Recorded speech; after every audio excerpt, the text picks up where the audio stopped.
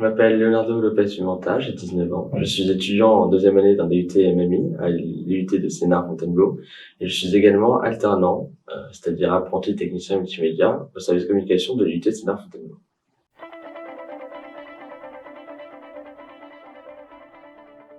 En tant qu'étudiant du coup en DUT MMI, et je pense que c'est le cas également de tous les étudiants en France, nous avons vécu du coup les enseignements à distance. Et nous avons une petite particularité avec notre formation, c'est que notre formation est tournée vers le numérique et du coup vers le digital. Et on avait déjà du coup des connaissances dans les logiciels que nous employons par exemple pour les cours à distance, comme Discord, Slack, Teams et j'en passe. Donc nous, on savait déjà utiliser ça, donc ça nous a quand même donné une sorte d'avantage par rapport à d'autres étudiants qui devaient peut-être apprendre aussi à se servir de ces logiciels.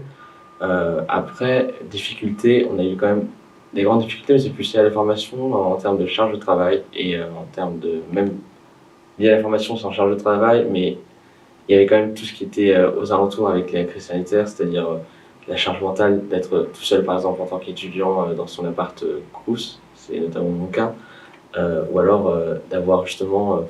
tout le travail d'étudiant, plus tous les problèmes familiaux qu'il peut y avoir, plus la distance, plus le fait qu'on puisse pas sortir, tout ça a quand même beaucoup joué. Pour le côté au service communication de mon unité, du coup mon côté apprenti, le problème avait plus été les difficultés qu'on avait rencontrées et auxquelles nous avons su répondre, ça a été plutôt une difficulté d'effectifs au sein du service, parce qu'il fallait du coup respecter les règles sanitaires et du coup les distances de sécurité, c'était ça que je voulais dire. Et on pouvait pas tous se retrouver au bureau en fait en même temps, au même endroit en fait du coup. Et on a mis en place un système de roulement de présence pour assurer quand même une présence et un bon fonctionnement du coup du service communication dans l'IUT. Nous avons été confrontés du coup aux difficultés de ne pas pouvoir réaliser certains événements ou de devoir tout d'un coup pivoter à 190 degrés et 370 degrés, si on peut dire ça comme ça, et en fait transformer les événements qui étaient prévus à la base en physique en virtuel, ce qui du coup a quand même donné pas mal de charges de travail en plus que ce que nous avions déjà prévu.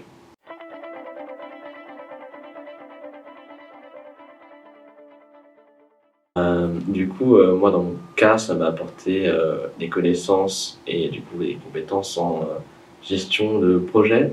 et gestion de temps et du coup d'organisation, ce qui m'est très utile, ne serait-ce que dans mon travail ou même dans ma vie personnelle. En tout cas, au service communication, c'est sûr, on a eu des nouveaux enjeux parce que vu qu'il y a eu des changements d'événements qui sont passés de physique à numérique, il y a eu de nouveaux enjeux et des modifications du coup des enjeux qui étaient les nôtres avant. Par exemple, on devait en physique savoir combien de personnes allaient être touchées par une affiche, par exemple. Ben là, il fallait qu'on sache combien de personnes allaient être touchées par une campagne, mais en ligne. C'est juste une transformation des enjeux qu'on avait, c'est bien évidemment selon moi, mais qu'on avait en physique en numérique.